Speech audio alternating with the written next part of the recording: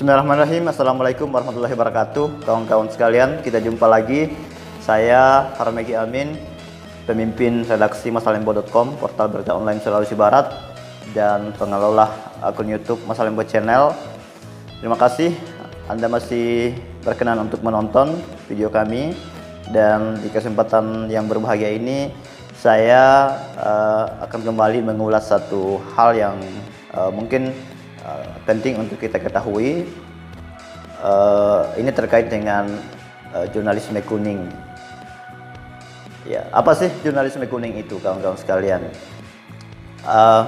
Saya akan ceritakan dulu bahwa jurnalisme kuning itu adalah jurnalisme yang, atau praktik jurnalisme yang dia tidak melihat kode etik atau standar jurnalisme dalam pembuatan sebuah berita, tetapi lebih kepada bagaimana membuat propaganda yang ya tentu tujuannya adalah untuk kepentingan tertentu gitu, baik itu kepentingan orang per orang maupun kepentingan kelompok orang. Dalam konteks politik misalnya, ya tentu kita akan lebih banyak melihat praktek dari jurnalisme kuning itu, karena dalam politik ya orang mengatakan bahwa ini adalah pertarungan yang tidak berdarah gitu ya, sehingga kemudian di situ akan ada black campaign, kemudian ada cara-cara yang tidak benar dilakukan oleh kelompok-kelompok kepentingan politik untuk menjatuhkan lawan. Nah, disinilah kemudian sangat rentan terjadi praktek jurnalisme kuning, karena dalam jurnalisme kuning itu sesungguhnya yang ada adalah propaganda, jadi dia juga disebut sebagai jurnalisme propaganda gitu. Nah, jurnalisme kuning sesungguhnya bukan hal yang baru, tetapi jauh sebelumnya itu sudah kita mengenal istilah koran kuning. Jadi ketika itu di Amerika Serikat, ketika terjadi persaingan yang sangat ketat antara perusahaan-perusahaan media,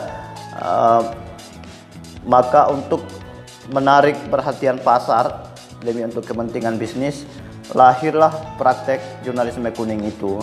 Awalnya ketika lahir satu koran yang namanya New York Journal, ini dimiliki oleh William Randolph Hearst.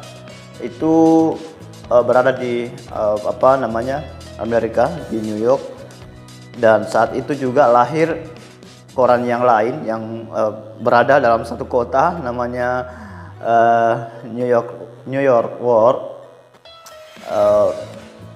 yang dimiliki oleh Joseph Pulitzer, dan mereka bersaing sangat ketat dan sengit ya untuk memperebutkan pasar, betul-betul membuat berita yang sensasional, bombastis, dan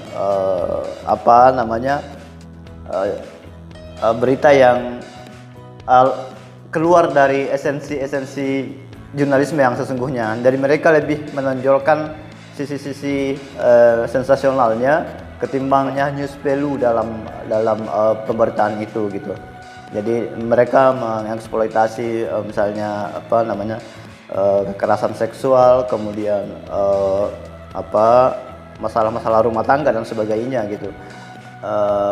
Ya tentu dengan itu tadi, dengan cara penulisan berita yang sangat sensasional, misalnya judulnya yang aneh-aneh gitu, dan wow gitu kan, kemudian leadnya yang sangat dramatis.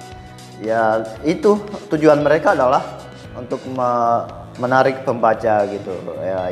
Inilah awal sejarah dari lahirnya koran kuning, atau apa yang saya sebut tadi dengan jurnalisme kuning. Kemudian karakteristik dari koran kuning atau produk dari jurnalisme kuning, yang pertama adalah apa yang disebut dengan scare heads, yaitu pada judul diberikan efek ketakutan gitu ya, kemudian ditulis dengan sangat mencolok, kadang dibuat dengan tulisan yang sangat besar, kemudian diberikan warna merah atau warna biru misalnya gitu. Intinya di situ akan tampak sekali terlihat di bagian judul itu, dan ada efek ketakutan yang sengaja diberikan ke sana. Kemudian karakteristik yang kedua, penggunaan foto atau gambar yang berlebihan. Di sana dia kadang menggunakan foto-foto yang mengandung unsur kecabulan atau asusila. Kemudian